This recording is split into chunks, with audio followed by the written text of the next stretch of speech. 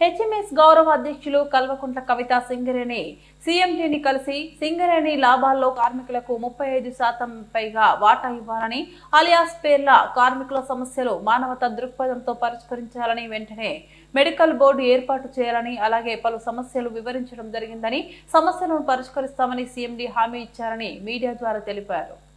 పేర్ల విషయంలో ఈ మధ్య కాలంలోనే కాంగ్రెస్ ప్రభుత్వం వచ్చిన తర్వాత 4 ఉద్యోగులు సస్పెండ్ చేశారు, డిస్మిస్ చేశారు. వాళ్ళని తక్షణమే వెనక్కి తీసుకోవాలని చెప్పి మేము డిమాండ్ చేయడం జరిగింది. దానికి వారు సానుకూలంగా స్పందించారు. చాలా హార్ష్గా నిర్ణయం తీసుకున్నారు అనేటటువంటి ఆలోచన కూడా చేశారు. కేసీఆర్ గారు ఉన్నప్పుడు చూసి చూడనట్టుగా అలియాస్ పేర్లు ఉన్నటువంటి వాళ్లకు ఫ్రీడమ్ ఇచ్చి వాళ్ళు కొనసాగేలాగా చేసినాం. అదే ఒరవడి కొనసాగించాలని చెప్పి డిమాండ్ చేసినాం. ఇప్పుడు ఆల్రెడీ తీసేసినటువంటి 4 మాత్రం వెనక్కి తీసుకోమని మేము డిమాండ్ చేసినాం. హెచ్ఎంఎస్ ఆధ్వర్యంలో ఆ డిమాండ్లు సాధించుకుంటామనేటటువంటి విశ్వాసం మాకు ఉన్నది. ఎట్ ద సేమ్ టైం కొత్త మైండ్స్ ఓపెన్ చేయాలి, కొత్త మైండ్స్ ఓపెన్ చేసి కొత్త ఉద్యోగాలు ఇవ్వాలనేటటువంటి డిమాండ్ కూడా చేసి, రియాజ్ అన్న గారు మేము కూడా మరి ఎక్కడెక్కడ కొత్త మైండ్లు ఉన్నాయి, ఎక్కడ కొత్త షాఫ్ట్ ఓపెన్ చేసి తక్షణమే ముందుకు తీసుకెళ్ళొచ్చు అనేటటువంటి అంశాన్ని కూడా చెప్పడం జరిగింది. దాంతోపాటు ప్రత్యేకించి ఎస్టీపీపీలో ఏదైతే ల్యాండ్ లూజర్స్ ఉన్నారో, భూ నిర్వాసితులు ఉన్నారో 1600 మంది ఉన్నారు, వాళ్ళకైతే జాబ్ ఇవ్వాలని అడిగినాం. ఆ జియో సపోర్ట్ చేయడం లేదని సీఎండీ గారు చెప్తే కూడా ఇదివరకు ఖైరీగూడెంలో ఇచ్చినటువంటి విషయాన్ని కూడా వారికి గుర్తు చేయడం జరిగింది. మరి ఆ లైన్లో ఈ ప్రభుత్వం ఆలోచన చేయాలని చేస్తుందని కూడా నేను కోరుకుంటూ ఉన్నాను. ఎట్ ద సేమ్ టైం నిన్న మొన్న మెడికల్ బోర్డు పెట్టి మరి ఏదైతే 50 మందిని అన్ఫిట్ చేయకుండా 1 సంవత్సర పాటు వేతనం లేకుండా వారి కుటుంబాలని అలా రోడ్డబడేటట్టు చేసినారో దాని మీద తక్షణమే స్పందించి మరి మెడికల్ బోర్డు ఇవన్నీ కాదు, పాత వీఆర్ఎస్ తీసుకురండి.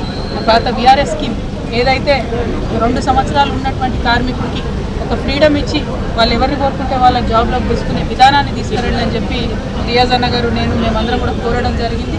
దాని పట్ల కూడా ఆలోచన చేస్తాం. దాని కాస్టింగ్ ఎంత అవుతుంది ఏదో చెప్పమని సీఎండీ గారు చెప్పినారు. అదంతా కూడా హెచ్ఎంఎస్ నుండి మేము ఇంకా ముందు సబ్మిట్ చేయడం కూడా జరుగుతుంది.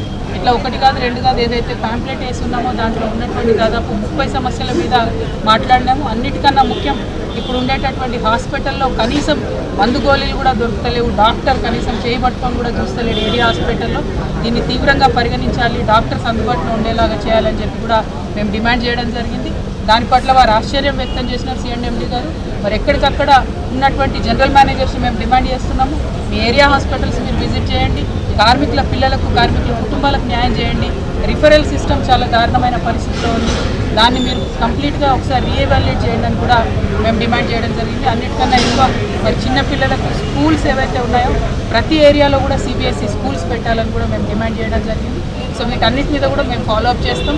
అవసరమైన కాడ ప్రభుత్వం తగ్గి రాని దగ్గర కూడా ఖచ్చితంగా వెంటబడి ప్రజా ఉద్యమాలను కూడా చేస్తామని ఈ సందర్భంగా తెలియజేస్తున్నాం.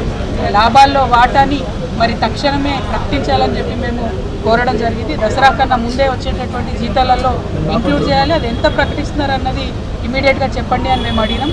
35% పైనే ఉండాలి కానీ అంతకన్నా తక్కువ ఉండకూడదు అనేటటువంటి డిమాండ్ కూడా కార్మికులందరి మనసులో ఉంది. కాబట్టి ఆ విధంగానే యాజమాన్యం నిర్ణయం తీసుకోవాలని చెప్పి కూడా మేము కోరడం జరిగింది. Thank you. జై తెలంగాణ, జై సింగరేణి, జై హెచ్ఎంఎస్.